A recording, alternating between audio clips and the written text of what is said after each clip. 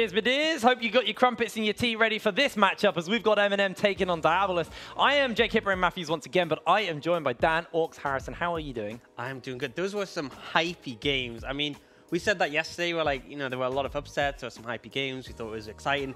Today was just another level. Both of those were neck and neck, and I can only imagine what's going to happen in this next game. I'm really excited about this game, actually, because I feel that we looked at both of these games, and that both of these teams, their early games have been a little lackluster, and they heavily invest in the late game AD carries. So you're expecting a 50-minute late game slugfest? I am actually expecting a 50-minute late game slugfest. I think that's a fair analysis, but we're not going to break down the rosters. We're not going to break down the teeth. So, Sin, over to you. Well, for me, it was Diabolus coming in with this AD carry setup. Same with MnM, and both of them relying on Yusa and Monk, the AD carry show. But there was very different ways it was set up. Diabolus very much went for a style where they were relying on the late game AD carry to show up, while snowballing the rest of the map. We saw Kerberos get ahead. We saw Krogson get some leads. And MnM, they fell behind everywhere on the map early. They really struggled. So Diabolus, I've got to see Kerberos if he can step up again over the top of Mummers.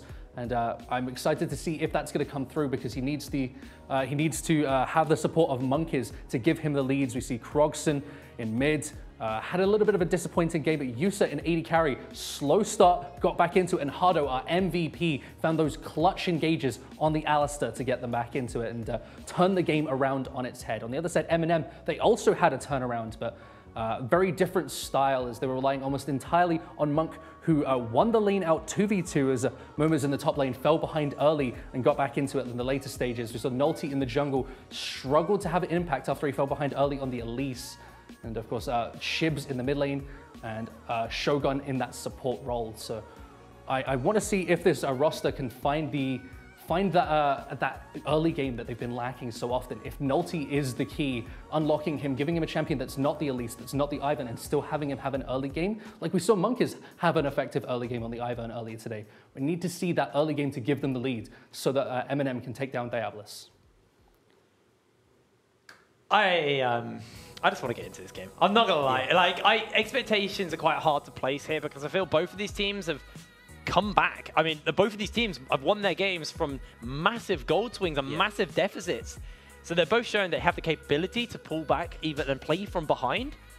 But you don't want to play like that. You want to play from ahead, and we've seen both of these teams are also very capable of playing from ahead. I mean, the crucial thing comes down to the bot lanes, because we saw both Monk and Yusa really carry those late game team fights, both of them on Kai'Sa. And interestingly enough, we saw Monk play Kog'Maw yesterday. Kog'Maw was a pretty good matchup in a Kai'Sa, so it may come out again. But either way, it's been the bot lane that has really been dominant. Diabolus' Krogson was a bit shaky in the mid lane on LeBlanc. He really did not seem comfortable in that champion. And then on the other side, I feel like bar Mummus, who had a bad early game but then picked it up, I feel like Chibs got outplayed by Warzy, and Nulty on this Elise. Again, he just got caught out of that Scuttle Crab, and he looked lost in the early levels. And it's like, on Elise, you need to have pressure early. And I think, put him on something more reliable. Put him on something that's going to be more useful in the later game team fights, because at least when she gets to like 40 minutes, it's just a cocoon bot. So maybe the Ivern has that's all Nulty's Elise is, because it doesn't actually get the early game. At least in the game where they had the Kog'Maw when he played Ivern, yes, he seemed a bit useless, but he put a shield on the Kog'Maw, and that's all he needs to do. And I think the Ivern might well be a big contested pick, because when we have these two so aggressive AD carries, I mean, you can crucially watch when they're playing Kai'Sa, they wait for the shield from the Ivern, then they jump in, and then because they have the shield from their ult and from the Ivern, no AD carry can really deal with them. It's just so hard. So I think that's going to be a really big contested pick coming out here, and it wouldn't surprise me if it gets banned away. Do you reckon we're just going to see 10 AD bans here? Just everyone going, nope, you're not getting any AD carries. I mean, I'm maybe talking a little bit memey there, but I feel like all the attention, like you said, is going to be towards these bot lanes, is towards these AD carries. And, we look at a player like Nulty. I don't want the Elise. He's played it twice now in the UKLC, and both of them have not impressed me. He's lost early on a champion that excels early, but I do want to look a little bit towards this top lane, because we look at someone like Kerberos, who's started to play a lot more of these carry top laners, and the questions coming into the season were, he's only really been playing tanks all year. Is he actually capable of going back onto those carries? 2 days in a row has picked up a carry and has been impactful for the Diabolus. Well, that's the alternative thing, is it could be risky if you tunnel so hard, and this is going to be an AD carry versus AD carry matchup. There could be an opportunity for someone to pick up something like the Yorick if it gets through draft, and just have so much split pushing presence, because that's what counters a protect the AD carry teamfight comp is having a 1-4 or a 1-3-1 where, you know, the AD carry can't be in every lane at once, and the rest of the team are really there just to facilitate this AD carry. So that could be a good answer, but a bit risky when we've seen both teams prioritize this more teamfight-based compositions. I think there's going to be a lot of contention. I think the Kai'Sa is going to be a big pick up in the air. I think the Ivan's going to be a big pick up in the air. Bot lane matchups as a whole is going to be a crucial thing. So I think both teams' draft is going to be huge in this matchup. I felt like if we do look at the champion pools of the supports as well, Shogun is a player who has shown that he's capable of playing the Thresh. I'd like to say Shogun probably has a wider champion pool than someone like Hado, but if you give Hado something like an Alistar, something like a comfort pick, yeah, he got MVP in the first game of the day. He had multiple multi-man headbutt pulverizers versus Barrage, but was able to pull them back into that game. And, you know, we all sing the praises about how good Yusu looked. He got his second quadra kill of the split, but it's nothing without a decent support. It's nothing without someone to set up these engages and these fights for you. And Hado, when he's on a champion he's comfortable on, is very capable of enabling a player like Yusa. Yeah, I think that's the difference. To me, Hado had the better team fighting. I think that you saw the multi-man knocks, it was huge.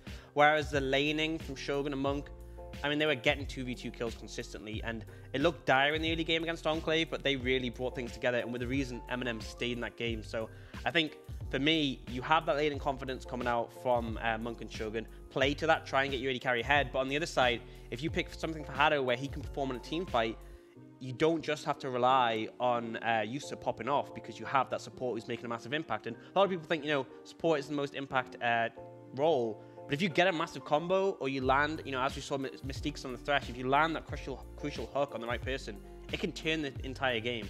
And actually, that's a really good point, talking about the state of the lane, because you look at how bot lane went. Yusa and Hado hard lost. They pulled it back in the late stages of the game with big assassinations and massive team fights.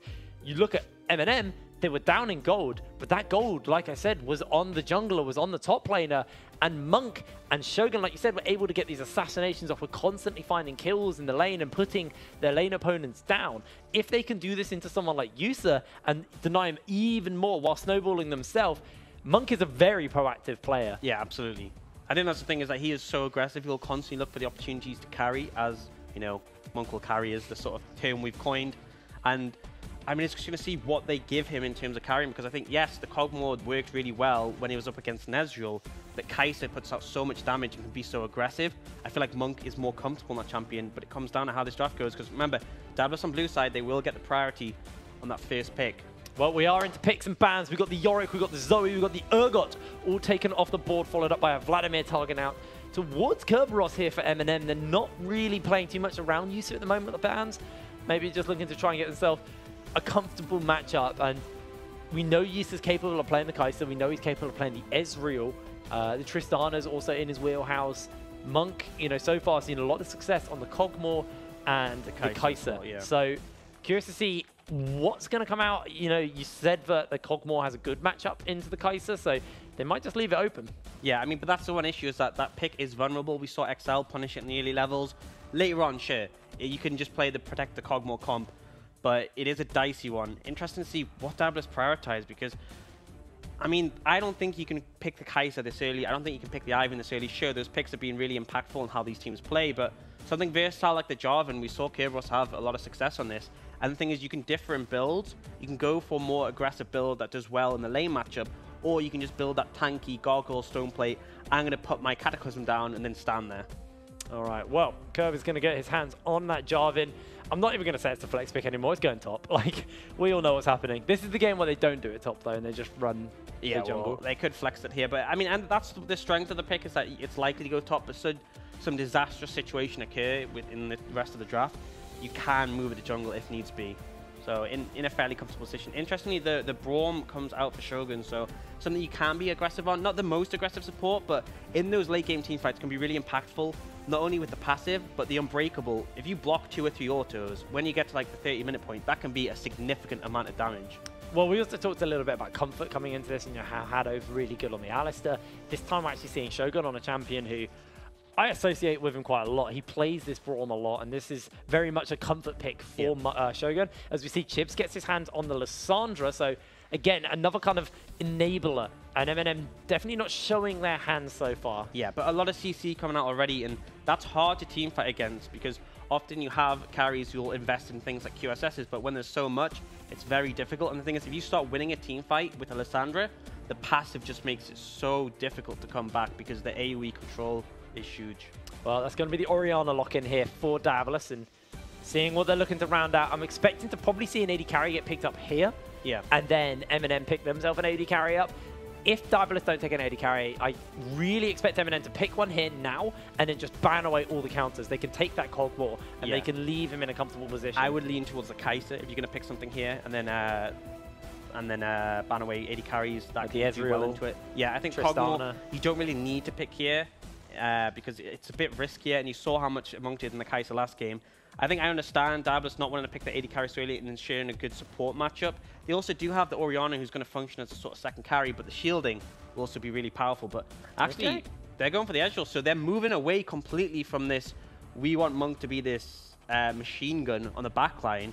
So playing to a different style and hopefully showing that they aren't just a one-trick pony, which is something I had concerns about coming into today. Yeah, exactly. Monk can play Kog'Maw, okay, and he can play Kai'Sa, and he can sit back and just fire away at people. But can they play the team where it's a more mid-game oriented, aggressive team comp? And with picks like this, you know, you have the Lissandra, you have the Ezreal, great damage in the mid-game, but do fall off later on. You need to make things happen early, especially when you're looking up against an Orianna who we know how devastating can be in the late game. Well, we're going to see the Kai'Sa get banned away here from the side of MnM. It's curious to see what Diabolus start to ban off as they take away the Lee Sin, denying that from Nolsey. The Elise is still open. I'd leave it open. I just don't want to see it. If I was Diabolus, I'd leave it open. Like, you can have that one, Chief. Yeah, mate. We'll see you at level 2 at the Scuttle Crab. Absolutely. So I wouldn't be too concerned about the Elise. I think it makes sense to ban away things like the Lee because you expect Nolty to want an early pressure jungler. When you look at the lanes he's picked up, you want to be going aggressive. You'll have priority in the bot lane because Alistair isn't really a champion level 1. So I think it makes a lot of sense that you want to try and cut down what tools Nolty is given to make an impact. Well, they're denying Yusa another late game carry. They're taking away the Sivir. Tristana is still open though, and that's why I expect to see Diabolus lock in. He did play that and he was pretty happy on it. The issue is that we said the shove is going to go over to Monk and Shogun in the early levels. Tristana is the worst AD carry to Siesta in the tower, so it might be a bit tricky early on, but we all know how well she can scale up in the game. All right, well that's going to be the Jace ban. The last ban here for Diabolus is MnM looking to lock themselves in a top laner at this point and then try and save counter pick towards the jungle, or they can just pick themselves a priority jungler here. Yeah, I mean, it's a bit 50-50. I don't think there's a definite this is what you should go for. It depends how they're feeling in the matchup. They do decide to go for the Sejuani, which doesn't really answer our questions because it can go mid or top. I would expect it to be in the jungle, but I mean, I say that, but we saw how well Artorias did it with it into Kerberos. Even with the early ganks, it felt like he just had so much laning power. And the thing is, you already have so much CC in this composition. It's going to be really hard to find any team fights in the mid game because as soon as you look into engage, unless you catch everyone, they're just going to start pummeling CC into you. Oh, baby, that's a late game carry if ever I've seen one. Yusa gonna lock in the Vayne. That is a bold pick. You know, we said Yusa's a bit of an ego player, got a lot of confidence. This is a pick you have to be confident to bring out. He's looking at all the CC and he's going, I'm just going to duck dive and get away from all of that. It has some ability. It's hard to pin down. And they've given it to Ivan, so that's a lot of shielding on that Vayne. Diabolus is saying, look, we've played the sort of facilitate Yusa composition. You guys going to do that? We'll do it again. And this is very much going to be a can Yusa 1v9 game with the support of his team. Looking for probably a top laner or a jungler here.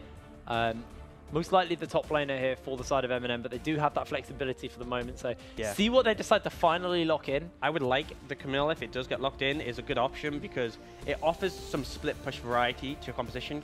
If you get super late in the game and you pass the win conditions of the Ezreal and Lissandra where you want to win mid-game team fights, you aren't going to win 5v5 against Diabolus. So by having the Camille, there's at least that option that she will win the split push late game. You have another win condition that's going to keep you going later on. It's not going to be good, it's not going to be fun, but it's something. Yeah.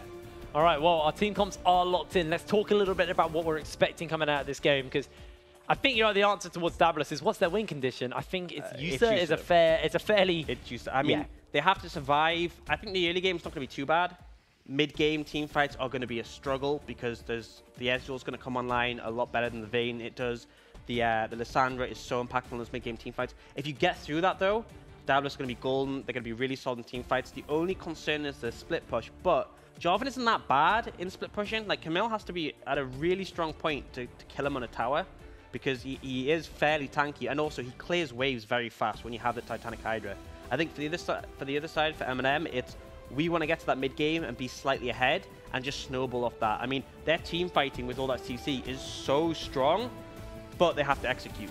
Well, we're into the week 3 finals here at the UK League Championship. Diabolus taking on MnM. Winner of this game will go forward to Fight Fnatic in the Tower Challenge. Their fate will be to fight Fnatic. There we go. They got in the end. And Yusa with a statement, with a bold pick on that Vayne. Once he gets that Blade the Ruin King, once he gets that Guinzoos, it's going to be really, really dangerous position for MnM to be in. The 2-item spike is nice. The issue, however, is that you just won't really have that much space to auto-attack at that point in the game. I mean, if you look at the composition of MnM, when there's a Braum, a Lissandra, and a Sejuani up against you, you can't just walk up and start auto-attacking them because you will get CC'd. That's why I feel like, although that spike is great for Vayne, they're going to have to wait a bit longer before Yusa really takes over these team fights. Whereas when MnM have, you know, Monk being strong on that great Ezreal 2-item spike we've seen, which obviously is going to come pretty early from Kleptomancy, that's when they can really start to get ahead in those team fights. Okay, well, both of these teams starting out with a pretty standard start. A couple of wards been placed here and there, but nobody's going for that early cheese. However, Monk and Shogun looking for Hado here. I've got those concussive blows. Yusa just tumbles in, gets the auto attack off, and somehow MnM lose that. Yeah, I think walking into the bush when Hado's there, they both got knocked up. I mean, the Guardian meant they didn't really take any damage, but just them going for a cheesy play, they're not really making anything happen off it. I was a bit skinnergy here between Shibs and Mummus, actually. Which skin does Mummus have? This is the Coven. Oh, the Coven. Oh, right, yeah. I mean, that's important, always. Literally the most important thing about this game. Skinnergy. Yeah. It's what wins you games. Factually. Absolutely. Well, Monkeys is just going to clear away. That's got always invested into a couple of camps around the map, so just going to pick up his camps now. Yeah, interesting. We did see a question mark ping come to his bot side. So I think he was maybe a bit concerned that Naughty could have invaded his red and stolen away the buff he already set up, but fortunately we'll be safe. He's going to head down over there and pick up those camps. And a very passive early game from these junglers. Unsurprisingly, when we saw what happened to Naughty in the last game, he just wants to pick up his camps and be safe. Yeah, he's definitely a jungler that isn't as reliant on his early game as someone like the Elise. Does still have an impact, especially post-6 when he's unlocked that Glacial Prison. Absolutely great gank opportunity. And if you look at the lanes, there's so much setup. Every single laner, like including the AD carry and the support, has some form of ability to follow up. And there's a lot of CC from each lane. So I really want to see Naughty try and make things happen. Right now, mid looks like the obvious option because Krogson's the only one really getting a shove. But the tricky bit with mid is that it's so open, you never know if the Ivans on the opposite side are about to come in. Well, Mummus actually goes in with a hook shot onto Kerberos, just chunks him a little bit, but underneath his tower early. A lot of minions to work with, though, for Mummus, so he might be able to get a little bit of early poke onto this plating. But if you do look on the mini-map, Monk is but having a little bit of a actually behind him, so if he comes in here, this could end up going pretty disastrously. Yeah, Nolty's actually found him out here. Has got the speed shrine actually wearing out here. Nolty now chasing on, trying to get those passive stacks up to try and permafrost him, but not going to be able to find that opening as Mummus now. Oh, Mummus is playing with so much confidence here. Just, I mean, it may not look like much that he's only one step ahead, but you can see from the position where he is on the lane, he's so confident that Kerberos just can't offer anything in return.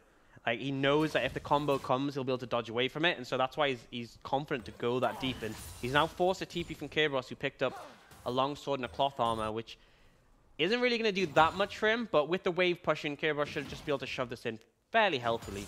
And again, we said the Camille's going to be a great late game. We're not quite at that point yet. Not even close. Well, we can see Chips is trying to get himself a base off 30 CS, so going towards that Proto Belt is what we expect from him. It's what a lot of the Lissandras nowadays seem to be picking up as their first item. Offers you a little bit of wave clear and that gap closer crucially, but Monk is hanging around this mid lane and this bot lane. Just going to pick the crab up. Yeah, smited away, so fairly happy with that. first dragon will be a Cloud Dragon. So not the most impactful, not the one you really want to prioritize massively. But it wouldn't surprise me if MnM wanted to start picking up dragons, because we said that late game team fighting is going to be a bit of a struggle. So you want to stack up those dragons to give you that extra win condition later on. All right, well, Mummus gonna force the base out of Curve. He's gonna just go get himself a long sword and a cloth armor, some boots. I mean, Kirby's just taking every chance to recall he can. He shoved the wave in, so there's nothing keeping him there. And now Mummus is on no mana and no items bought from that start, so he's gonna have to back off. But Chib's taking a beating in the mid lane. Does have TP, not gonna be super impactful, but it raises some questions, because last game Chibs was up against Warzy and his laning really seemed to struggle there. And I'd be worried if we see the same thing come out here. Oh, Hado steps forward, actually going to get engaged on here by Monk. Almost got that last stack of the concussive blow off. Yeah, just a bit of a bait from Monk and Shogun. Looked like they want to recall, but didn't go for it in the end. And Mummus is now back and pick up a Sheen, and that's the difference. Kyrros went for a lot of little recalls. Mummus waited and got that big item spike, and it's going to put a lot of damage into his trading power. Wonder whether or not Mummus goes for the Tiamats after the Sheen, just to match Kerberos's push, which he will get once he picks his own Tiamat up. I can understand it. Monk is actually waiting in the rings, but yeah, so you see Chibs and ulti. Chibs has that frozen tomb. Kerberos forced to farm, and Mummus not giving up the play here. In comes Chibs. That claw is available. The flag, the drag, the tomb. Everything is going to get layered in here. And Kerberos will go down to a tactical sweep by Mummus. In comes the claw, and Monk might just be the next victim of the fight. The frozen thrall is flashed away, and it's just one kill. But Croxon, with that shockwave, maybe wants to try and see if he can find something, but he can't. Good moves coming out from MnM. We said we wanted them. Mummus uses the ulti to dodges and flashes to safety. Gets himself a kill. Now Croxon is making his way forward. They're going to get the plate. That's the shockwave in, and the shutdown over to Croxon. Yeah, it was a good play for Mummus, but I don't think he respected the fact Croxon was there. Ends up giving over a pretty significant shutdown to the Orianna. But overall, MnM absolutely coming out ahead. And now that we talked about that late game win condition of the Camille, she's got 2 kills. He's going to be spiking pretty far ahead of Kerberos in that 1v1. Yeah, picks up a double longsword, so he's going to go for that Tiamat second. Wants to be able to match Curve's shove, as Curve sitting just on a Ruby Crystal since I last read out his items. While we do have a little look towards this bot lane, Yusa now on that Bilgewater Cutlass. See, it's the Tear and Sheen for Monk. With this CS lead coming out, I mean, it's expected. We said that the lane priority wouldn't be there for Yusa and Hado early. This Vayne wasn't picked to win lane, but this is definitely the direction MnM want things to go. They've started to get some advantages. They're starting to get towards that mid game where they will be strong. They just need to keep it going from here. Actually, a triple longsword here for Mummus, so I mean, it gives a lot of power. You know, a lot of gold efficiency. I mean, he's going to go Phage after Tiamat, so it's fine in that sense. But I suppose you'd rather have an extra longsword than a rejuvenation bead. Yeah, it's definitely the name of it, right? Yeah, rejuvenation. Good. As Chib's just going to clear out this wave here for the moment. As Yusa actually has found himself a stun on to Shogun, but they're looking to stack up those concussive blows. That's going to be the true shot barrage by Monk.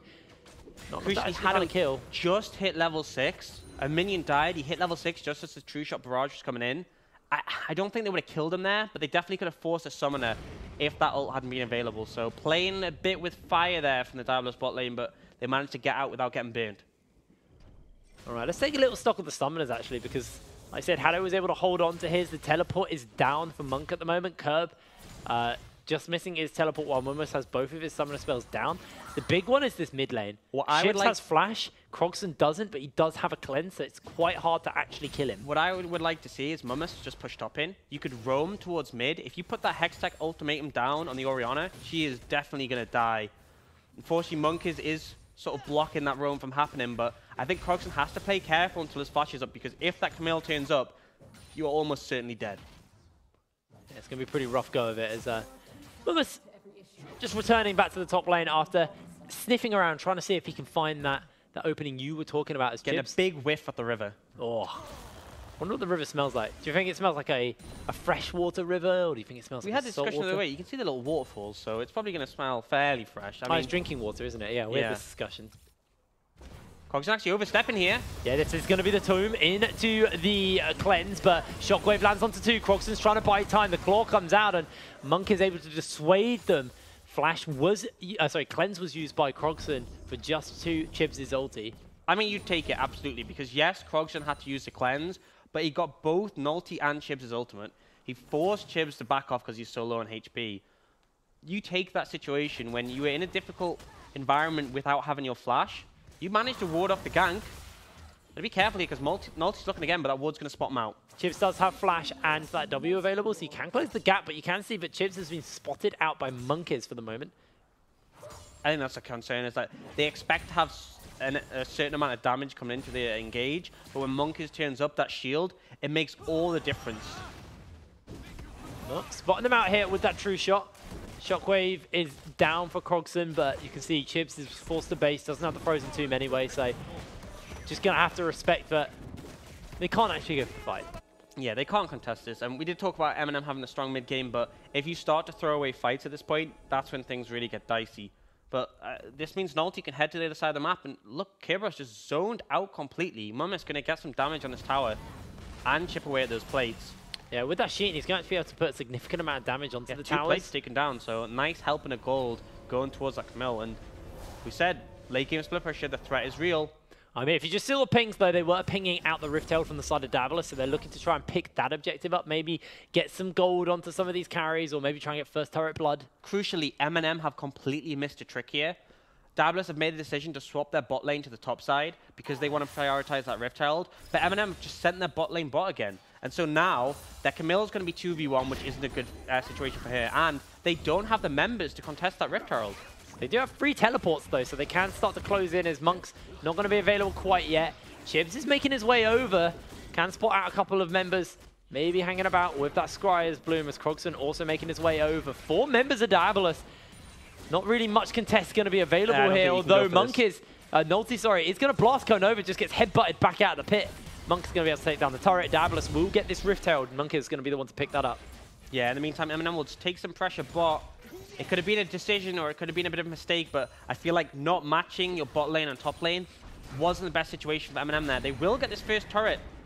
I think they can close this out before they lose theirs top, so they do get advantage in those regards. I think they just must have made the decision and said, this is what we want to go for, and it funnels more gold onto Monk, which you're never going to complain about. Yeah, will be the charge coming onto the turret, loses a couple of plates, but yeah, Monk will be able to pick up this first turret blood, which will accelerate him ahead even more. He's currently 900 gold over, but when this turret goes down, got a 1,500 gold lead. Here's going to be a lot of ultimates thrown in. They are just layering the Frozen onto Krogson, who's forced to flash out, and Nulti takes him down. The Frozen Thrall will slow Kerberos and pin him down. Shogun comes in. They're trying to lock him down as the Glacial Fissure connects. All of the Freljord champions come together, and Nulti gets a double kill. And that is the power of that trio from MnM. So much CC. Kerberos went in to try and cover his teammate, but just ended up losing his life. And something that I thought was a relatively even trade between MnM and Diabolus turns out disastrously because Krogson oversteps without that cleanse. You're going to be able to get some serious damage onto this turret. A couple of plates starting to crack here. It's going to be split between 4 members, so not quite as impactful, but still feeling pretty comfortable for the side of MnM as they are able to get themselves 2 kills, a bunch of plates, and they pull themselves 3,900 gold, or 3,800 gold, sorry, ahead of Diabolus. The crucial one, when you look at those gold differences, is top and AD carry are both about 1,400 gold ahead. That's really significant going forwards. I mean, the Lissandra hasn't got a massive lead right now, but she's always going to be useful with that CC. The more damage your Ezreal and Camille have, the better you're going to be. And one big thing is that Ivan normally ends up ahead of the curve on a lot of junglers because his items are so cheap. You can see he's already picked up that redemption. But because Nulti was handed that double kill, he's well on his way to getting some significant items and tankiness behind him. Krogson's making his way back up now, taking away that blue buff from Chibs.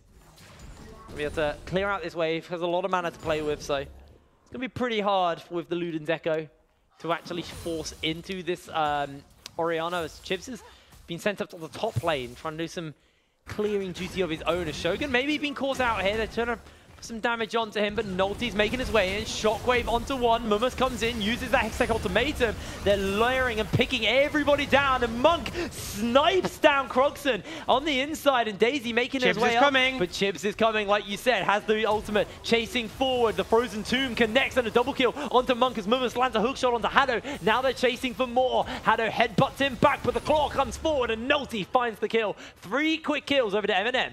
Yeah, and just great play from MnM. We said this is where they are strong, and for some reason, Diabolus try to take the fight to them and pay for it dearly. This mid tower is going to go down, and MnM have started to really accelerate this gold lead. Almost, well, yeah, at 5,000 even before the turret.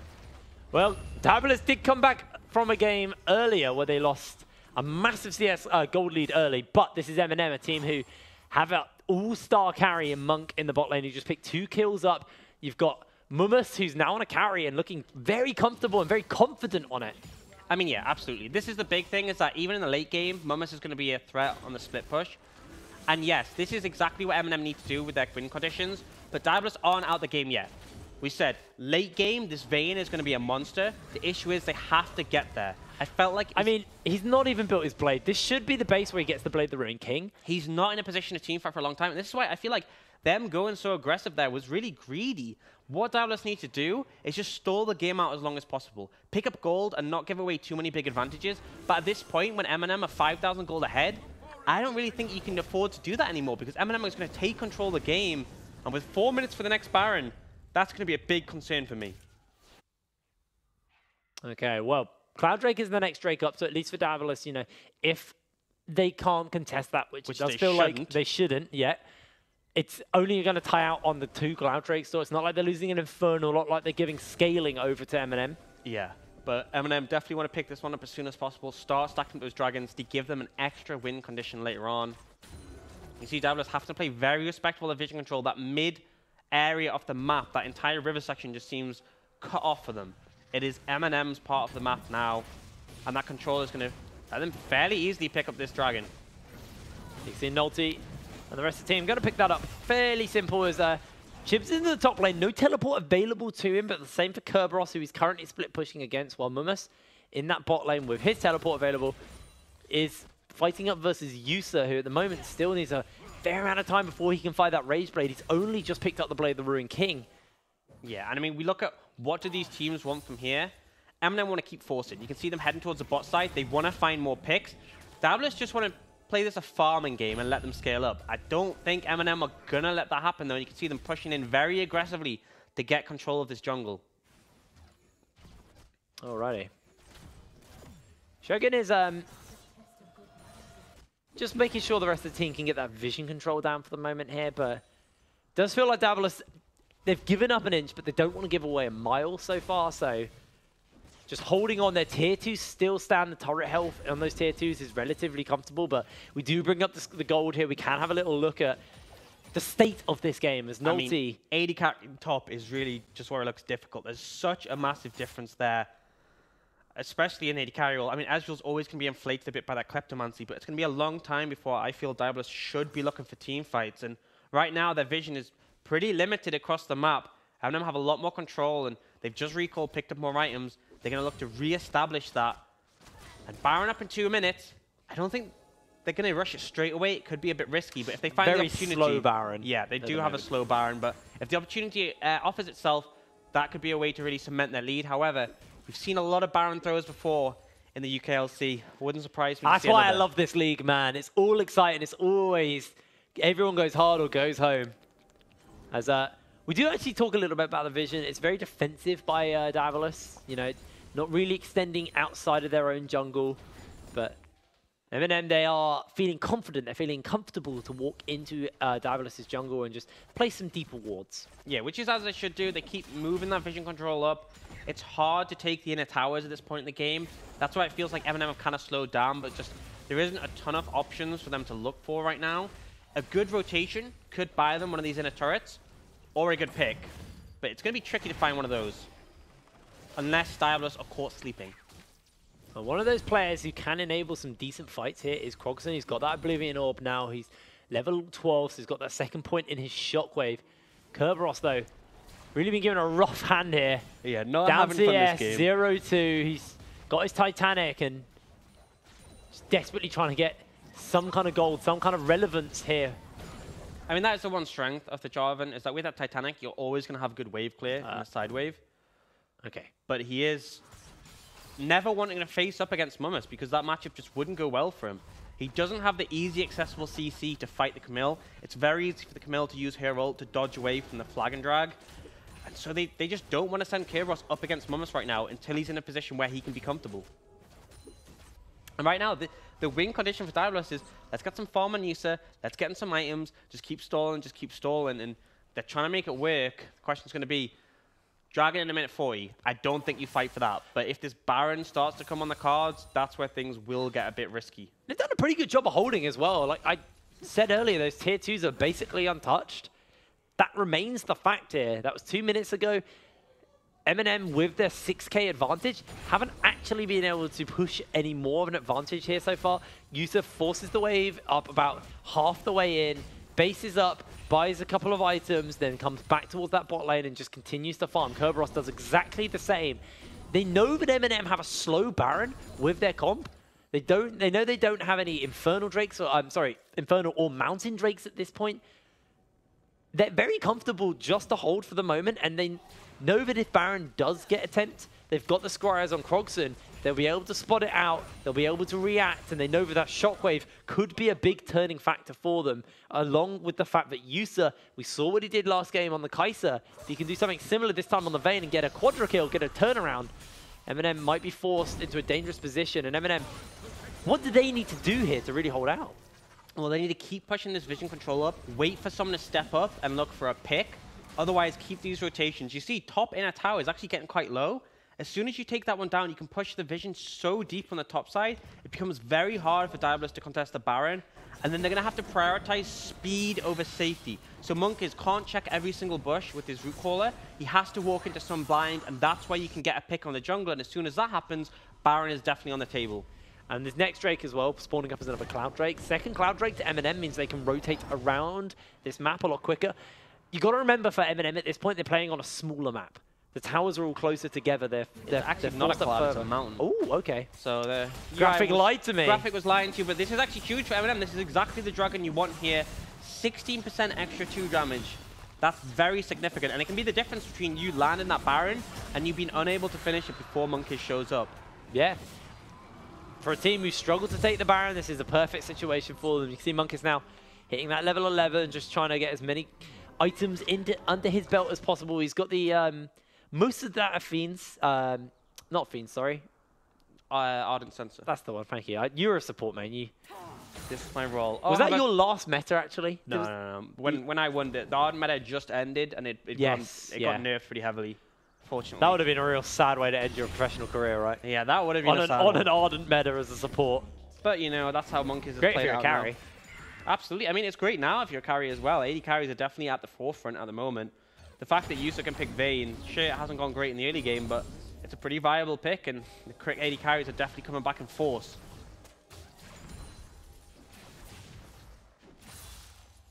Yusa actually looking for the damage on the chips here. Double's getting used. Hado is here. Uses that Proto Belt, and not going to force any summoner spells out of chips, but it was a good attempt here by Diabolus, showing some signs of life, showing some confidence as Yusa now trying to get towards that Rage Blade, but Curb needs to be a little bit careful. Does have the ability to get underneath his turret and say, nice and safe versus Mummus. Yeah, I mean, that's the thing, is that Mummus isn't tanky enough to really dive the Jarvan, but there's a level difference, there's a goal difference. It's not a fun 1v1 to be in, and Mummus is essentially forcing Kerberos to just sit under tower for the rest of the game. Unless there's a team fight, he's going to be sat there clearing waves and hoping not to die. Might be looking for a pick on the Hado here. They do have Nolty's ultimate, but Hado does have Yusa hanging about, and he also did have his ultimate and flash, so he was relatively safe. Yeah, kind of hard to punish him, and there is a risk if you use too many abilities on him that you get turned onto yourself. I don't think it's ever too bad to just burn the ult and the flash of an Alistar, but I think it's not worth it if you have to commit so much onto it. It's definitely been a slower paced game from our first 2 games here, as both of these teams know what's on the line. They want that spot versus Fnatic. They want to try and take them off the top of the tower, topple that tower, so to speak. I mean, you got to ask who this favors, and I think it's absolutely Diabolus. MnM had a great early game coming out. That dragon fight went so well for them, but now that things are slowing down, you know, you have to ask at what point do MnM really go, oh, do we win a team fight anymore? We're definitely not at the point yet. MnM are definitely stronger in team fights right now, but there will come a point where questions will be raised. We've seen the Ardent Sensor picked up from that Ivan, the Rage Blade picked up from that Vayne. Things should start to get dicey. Hado does have that Unbreakable, forced to use it already. Frozen Tomb pins him in place, and Monk is going to be able to take him down. And that's the issue with the Alistair. You feel confident, you feel like you have that ult that's going to keep you alive, but with 4 members there, you go down fairly fast. With TP coming in. Yusa's looking to carry. He's got those silver bolts on. The TP's coming in. This is going to be Diabolus. An instant deletion as Yusa finds himself one. Monk is forced to run away. In comes the redemption. Trying to get the true shot. He flashes over. And a double kill to Yusa. Once again, he comes up massive. And Monk just completely got caught out there. Still had his flash, but wasn't able to use to get away. And now, Diabolus going to turn straight on a Baron. This is a team that can take Baron very, very quickly. Redemption is going to heal Yusa up as well. He's got that Blade of the Rune King. Nolty has got the ability to get over with that Blast Cone. 2k HP. They've Nolty's seen him. been spotted out. He knows that he's been seen. He might take that Blast Cone though, trying to duck and dive. He flashes into the wall. The Condemn comes down. Who's going to get the smite? Nolty steals away the Baron Nashor and denies Diabolus a foot back into the game. What a play by Nolty. Oh, I feel so bad for Diabolus. They had the discipline. They waited as long as they could. When Nolty came in, they focused damage on him, but there was a bit too much AoE. Damage from Nolty came in as well, and when things look so disastrous, he gets them back into the game. What a smite from Nolty. What a turnaround attempt by Diabolus, and what a denial by Nolty. And now we need to see how proactive MnM can be with this Baron. As Yusa and the rest of Diabolus actually had a really good anti-siege versus Barrage at the beginning of the day. Yeah. I mean, if you get those free autos from Yusa when the CC isn't a threat, he's going to do a lot of damage. He managed to shut down Monk, got 1,000 gold shutdown for that, and with that has picked up QSS, so he's feeling safe. But the problem is, it's not really about that anymore because MnM got a massive gold lead from that Baron, and I'd be interested to see which members have it. If Mummus has it, that could be a massive problem because we already saw how strong his split push was. It's only going to be worse if he has a Baron behind him. Yeah, you do have to be a little worried about Yusa now. And yeah, Mummus does have the Baron, which it makes the job of Kerberos very difficult here. No longer as easy to clear the wave. Behind as well. Yeah, not a fun situation to be in at all. All right, well, they might just look for Nolty here. Arctic Assault's to safety. And MnM are going to siege up with this Baron buff here. And it's nice to see the change from MnM. You know, we all talked about how it's Monk on these hyper carries, but now we're looking at, you know, Mummus having a fantastic game as a split pushing threat, playing very well in the side lanes versus Kerberos. And then you look at Monk is playing not a hyper carry, but a very more poke-centric carry on the Ezreal. And a great early game by Nolty because there were questions raised coming out of that last game and such a rough start on the Elise. While stick him on a tank. Chibs has gone, he's gone full James Bond here with the 007. I mean, he's just doing his job. This is the real talking point of MnM. They are doing, everyone is doing their job and doing what they need to do. There was that mistake when they let Diabolus get the engage, but they haven't let that waver them. Should get this tower here, and now with all those inner towers down, it's going to be difficult to go further from here and get those and break the base. But they've really accelerated their gold lead. They're now almost 11k ahead, and with another Mountain Drake available now, they're in a good position to sort of escalate this into not quite the late game, but that mid-late game point. You see, Croxton has got his Morello Nomicon finished up and one needlessly large rod. Not level 16 yet, but once that second needlessly large rod comes through and he gets closer towards that death cap, that 3-point shockwave could be a big factor here for Diabolus. But MnM, they're not grouping up. They're not allowing Croxton to use that opening as they're just playing the 1-3-1. They're playing it well. A crucial thing is that Monk is getting starred from levels now because you need time to set up the camps. I think Mummus gets out here. That was a lot of damage back on a Hado. Yeah. I mean, Hado has a Zeeks, and that's it. Yeah. But I think that's the problem is that Monk there's no camps for him to take because they're forced into their base. And so he's really struggling to get any gold behind him. And a big part of how powerful Yusa will be is how many items this Ivan has to shield him. And a second Mountain Drake will go down over to MnM.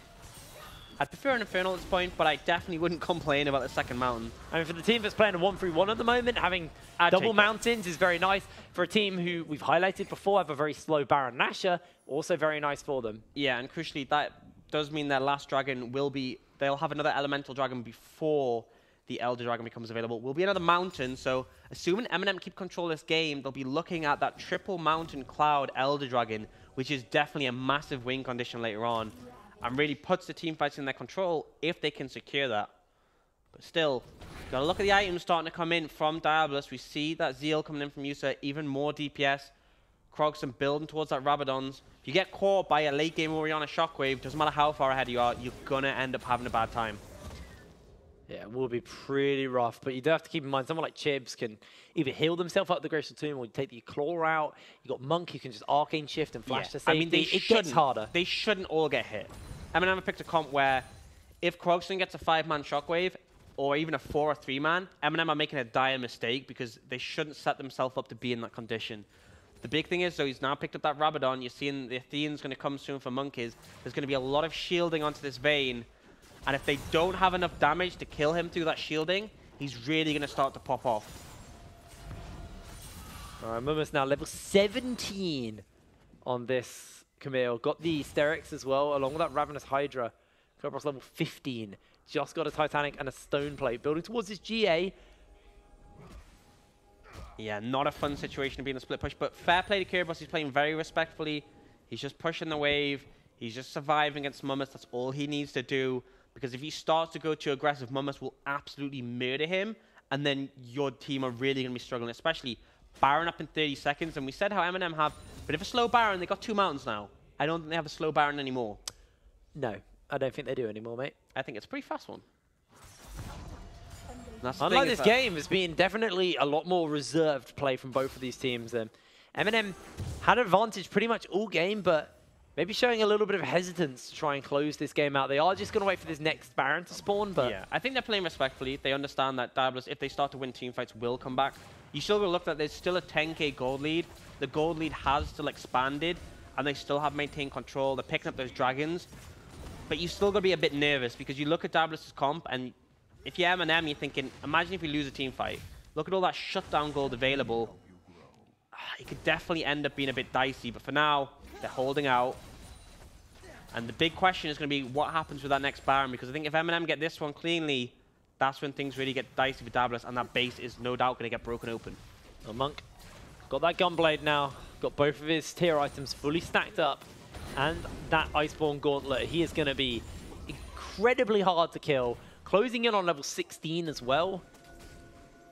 Going to have a lot of damage on that as Krogson.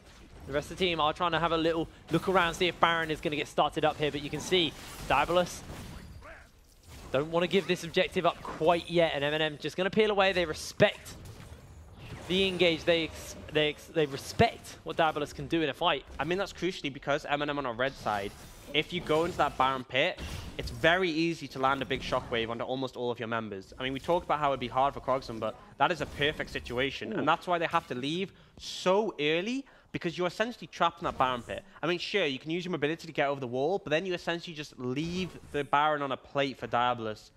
It's going to be a bit of a tricky one.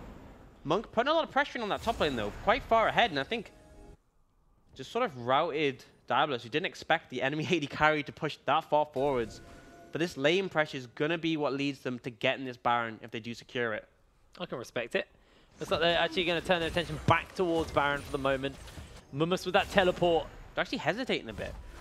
I feel like they should have just started it. They should have started it quickly and got it down. I mean, they get the blue trinket anyway, so I don't think it's too big of a defeat. And actually, they didn't lose any vision because they didn't start themselves. So maybe they're making the right decision. Maybe I'm just bad. But irrespective of that, now is a time where Diabolus have just sent their recalls. They win on wards, so it's not like MnM know. But if they did, this would be such a great time to just rush through on it. Dragon going to be spawning in 30 seconds. I think you can just get Mummus to solo that. He has the lifesteal from that Ravenous Hydra.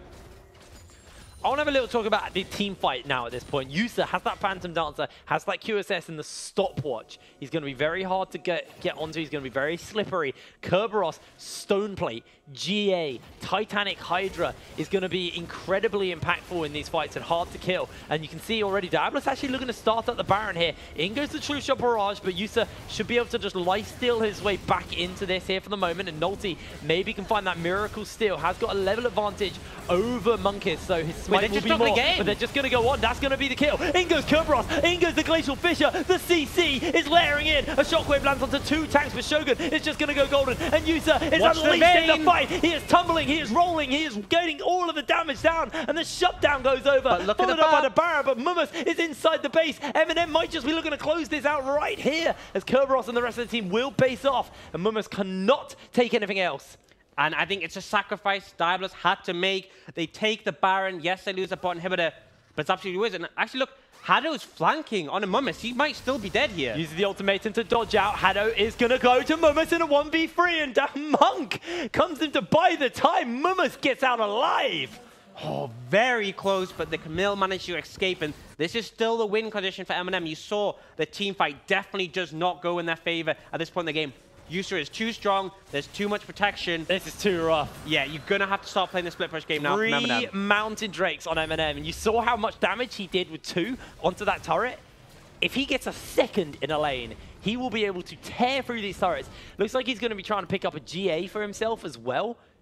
He is going to be such a nuisance now. The current state of the game is that Diabolus going to want to play Death Ball. They literally just want to go forwards as a group, protect Yusa, and just win off him just dealing so much damage that MnM can't stop. They don't have the burst anymore to cut through all that shielding unless Yusa really manages to int badly. But MnM have that Camille win condition. She is very strong. You can see she is going to be wanting to cut down turrets. I think she's actually heading topside because he knows Diabolus have to handle that bot super minion wave. All right, well, they've got Baron to do that with, though, so at least they have those empowered recalls. They can get around the map a little bit quicker, but triple teleports are available to MnM, and part of me just thinks if they can find a way into the base and just place a ward, Chibs, Monk, and Mummus with triple Mountain Drake can probably end the game. I mean, if those super minions push in, if Diabolus are caught unawares and they just all TP to the super minion, once the Baron recall's gone, they could just end. They could just absolutely end. And that's why Diabolus have to be cautious. Getting that Baron was great. It bought them extra time before MnM are going to be confident to like try and end through legitimate, well, I'm not saying legitimate, but standard practices by just pushing up the lanes. There's too much wave clear otherwise. So they bought a lot of time, but you have to be careful. That bot lane inhibitor being down is definitely a weak point you have to be aware of. And like you said, 3 teleports could make quick work of the base. You can see that Diabolus are playing a lot of respect to that, sending multiple members down to clear out these waves. As MnM definitely seeing some hesitation come out of this team. Their closing of both of their games has been a little bit slower. They've not really had like a clean idea of how to close this game out. And they've had a gold lead all game long, and they're still sitting here. I mean, that's the thing, is that both these teams ended up coming back later on. Both these teams sort of waited until late game point to win in their previous matches.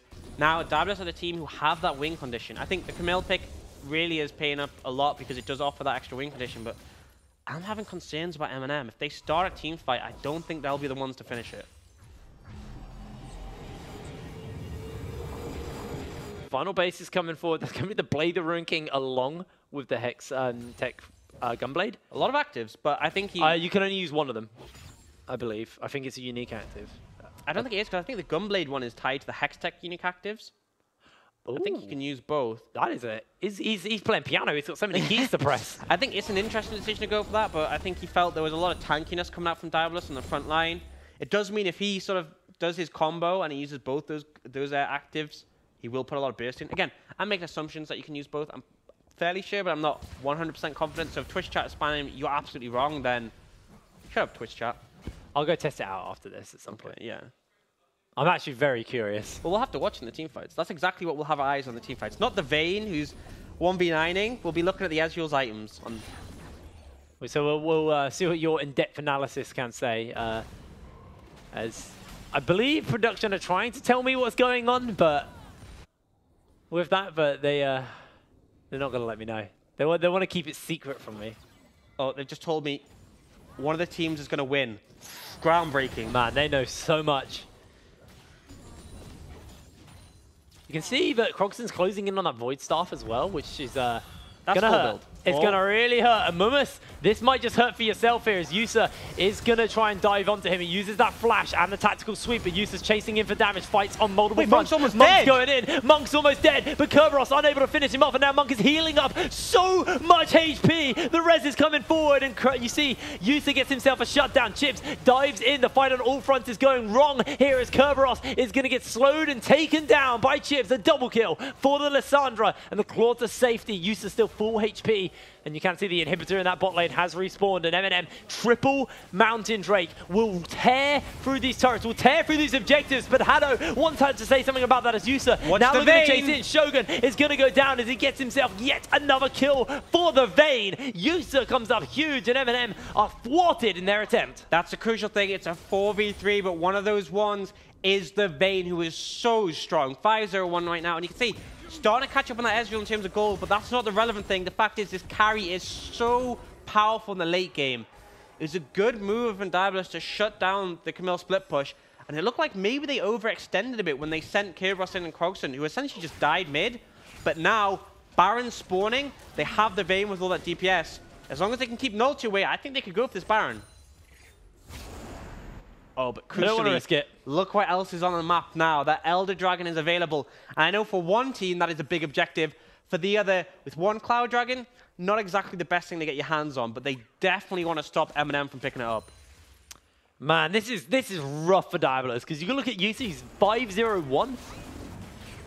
He's just not fully got that ability to carry quite yet. They've spotted them out on this Baron buff here. Nulty wants to see if he can find an entrance in. The rest of the team are going to look to close in. This actually might just be the back door. Wait, Nulty is just going to buy time here. All three members are coming in to try and close out and stop the bases. That's going to be the inhibitor going down. You can see two members inside the base. Yusa is going to get pinned in place. Uses the QSS. The Glacial Fissure is going to catch on to him. But they're kiting and fighting and not letting them in. But you can see MnM have already run away. That's going to be the Ice Claw forward. Yusa full HP, and they actually can't close the game. They just get one inhibitor, but lose Baron crucially here to Diabolus. I mean, it was a great play from MnM at that Baron to not only keep them there, but not lose any members themselves. However, they aren't able to make the push spot because Krogson and Kerberos were there to defend. Does mean that will be a trade of objectives, however, and that Elder Dragon, it's going to make the team fighting for MnM very strong. Oh, this is I mean, I think that's a crucial thing. At this point, with the Elder Dragon, if they team fight well, I think MnM can win it. But I think when it comes to the second Elder, that is really the situation where I go, MnM can win team fights despite being this late in the game. However, without that, Diabolus are absolutely going to come out ahead. We now have the GA onto Yusa. It's going to be very hard to shut him down. Nearly got full build on Krogs, and that Shockwave is going to decimate anyone, even the tankier members who get caught in it once that Void Staff is picked up. I mean, we're approaching full build for everyone at this point. Both of the AD carries at that full build. The mid laners also closing in on full build. Just the junglers. A lot of items. And the supports. Always the support, always short on items, but GA on Kerberos will be coming up around the same time as Mumus as well, which is very, very big for them, as both of those top laners will be able to dive into the fights once their GAs are up with, I mean, that's the thing is that a little less fear. You look at the build from Kerberos. Oh, Hado? No. He's fine to just wave clear against the Camille. I mean, but in team fights, he is so tanky. He soaks so much damage from MnM, who they don't have the best composition to cut through tanks. So if you're Fnatic watching this game, what are the thoughts going through your head? Are you thinking, okay, both of these teams are showing, especially MnM are showing an inability to close out games? Or is there like an area where you're going, okay, Monk is actually a terrifying AD carry? I mean, I think the way MnM played this game, they got that early advantage. I don't think Fnatic would give away as much as Diabolus had. And then the lack of ability to close from MnM, it's a bit concerning for them. I mean, we've seen Fnatic play the sort of late game scaling compositions with their Karthus jungle. I think they would definitely put up a good fight to whichever team comes through, but this game's definitely not over yet. That Elder Dragon going to time out shortly though, and that's going to remove a lot of power from MnM. Right, yeah, that's going to be the Void Staff finished up. Yeah, it's got about an 8th. It's really ticking away. And the thing is, MnM have to back off after this Elder Dragon expires. You can see Diabolus respecting it, they're confident, but that was the last wave they'll have with it. I think you can't stay this far pushed up when you don't have that Elder Dragon buff, and I think they're going to have to wait for the next one before they start to have that much pressure again. Man, Curb almost been flame horizoned here by Momus, but kind of irrelevant at this point. The gold is becoming irrelevant as it's only really the supports and the top laners and the junglers who are really going to be finishing up their last few items here. As all of the carries have finished up just a couple more gold for Chibs, and then he can finish that Morella Nomicon, which will be fairly impactful into someone like Yusa with the ability to cut some of the healing from the Blade the Ruin King, combined with the Merc as well. The mixed scimitar, yeah. Thank you. Kyriel's scimitar, there we go. Cutting the healing, because that's the thing, if you throw all this damage at Yusa and then you stop him from being able to heal back up, does make it harder for you to sort of get back in the team fight. Do you see actually Monk switching out the Iceborne Gauntlet for that Triforce? I think it's a good decision. You want more damage. At this point of the game, I don't think you're getting a ton from those extra slows, especially when you look at the CC coming out from the rest of MnM. I feel like it was respect to take it early. I think it's the right decision. It's better in the early game. And now as we move later, the Triforce will just offer a lot more damage. The team, like you said, have a lot of slows for him, so it's actually a nice decision. Or Yusa just sold his boots there, bought a rapid fire cannon, and then decided, nah, I'm good, and traded back.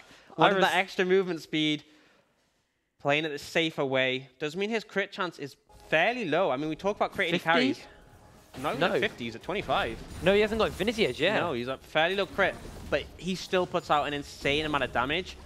And with that ult, with that final hour... Sell the boots, get IE. That's what you really want on Yusa here. Just sell your entire build and just go, I don't know, AP Vayne maybe? Why not? Yeah, screw it.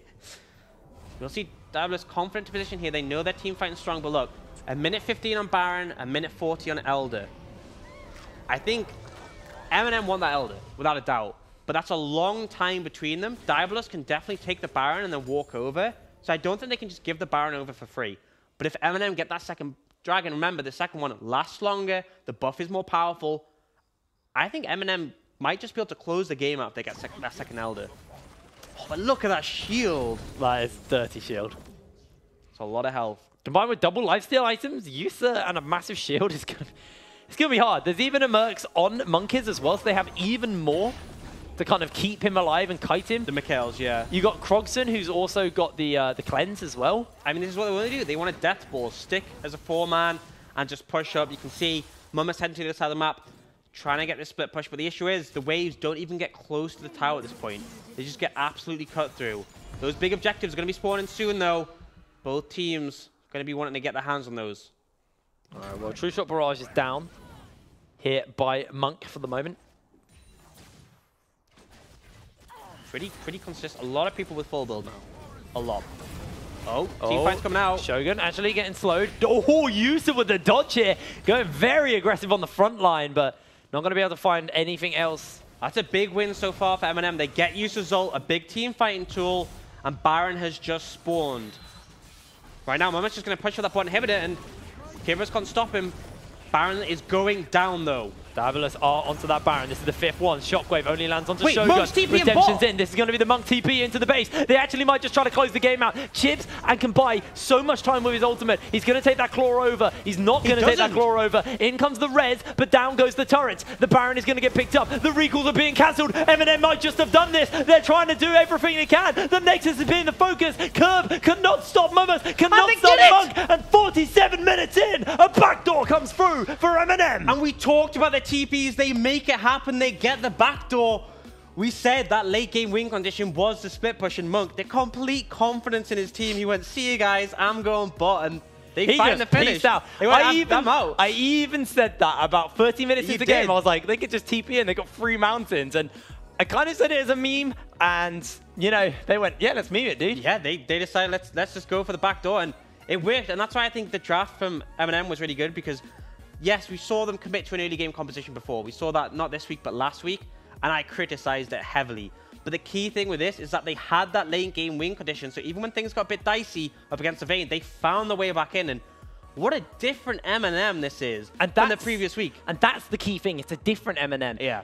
Now, there was definitely weaknesses in that playstyle. They looked a little lost on closing the game out. When they were on the Conqueror, they knew how to close it out, but their early game was vastly improved from the MnM we'd seen before. Their mid game, shaky, but they didn't lose their lead. Yeah. Their late game closing out was maybe, again, a little bit shaky, but I think there was a lot of confidence. Yeah, considering how their mid game went, I think their late game was fine. They did what they had to do, and they found the opportunities.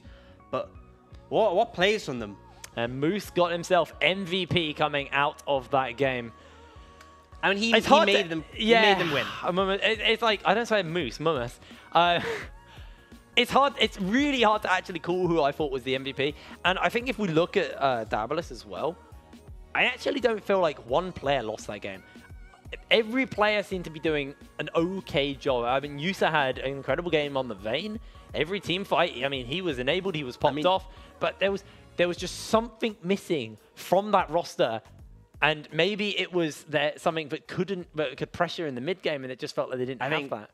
The questionable things to me was the fact that they gave up so much in the early game when they tried to contest that dragon area.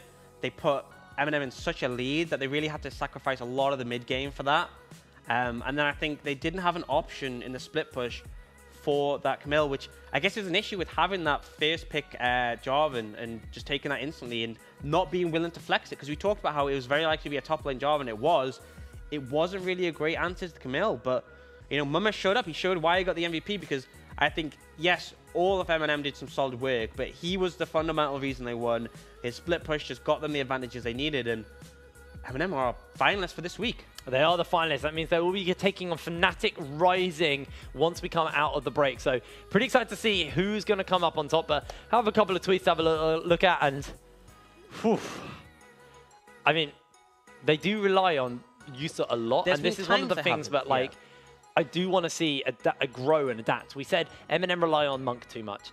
You know, Diabolus rely on Yusa too much. This game, while Monk was impactful, he wasn't the reason they won. He wasn't the carry. He enabled the team. He played around the team, and that adaptation was huge for them. I think MnM just outsmarted them in the draft, because they went in, and you could tell that Diabolus had this thought that, oh god, what if they play the late game Monk hyper carry game?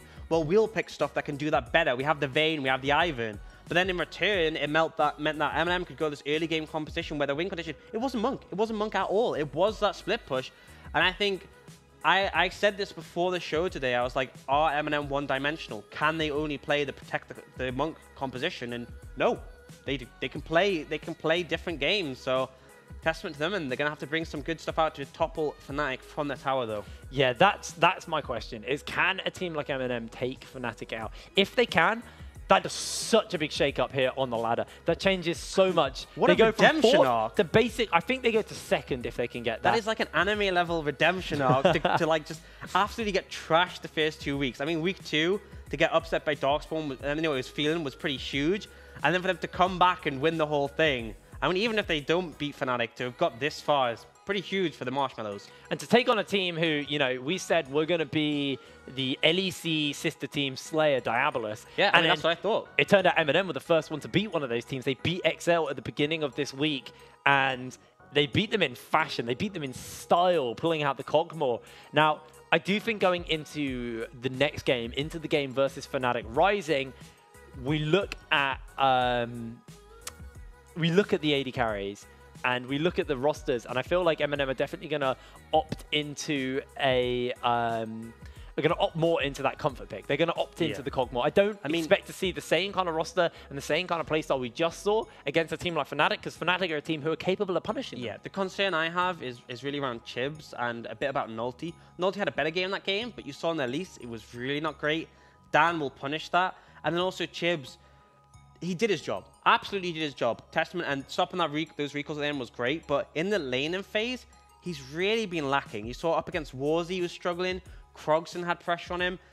And MagiFelix, I mean, there's a reason he had 5 accounts in top 10 challenges, so I don't think he's going to give him any space, and that's my concern for MnM, is that mid-jungle, but I think that bot lane's really been popping off, and if they pick something where Monk can carry, I think he will. And I think that's that everyone coming into this season, everyone was talking about power rankings, who they thought was going to be placing high, who was going to be strong. Monk was one of the people who was very hyped up to us coming into this season as one of these hard carry bot laners who maybe his mentality can cause a little bit of a problem for his playstyle. It can affect him, but it seems like in these games, that was a hard game. That was a hard win. Monk didn't look phased to me. He didn't look like it was getting to his head. He was just quite comfortable. They struggled in the first 2 weeks.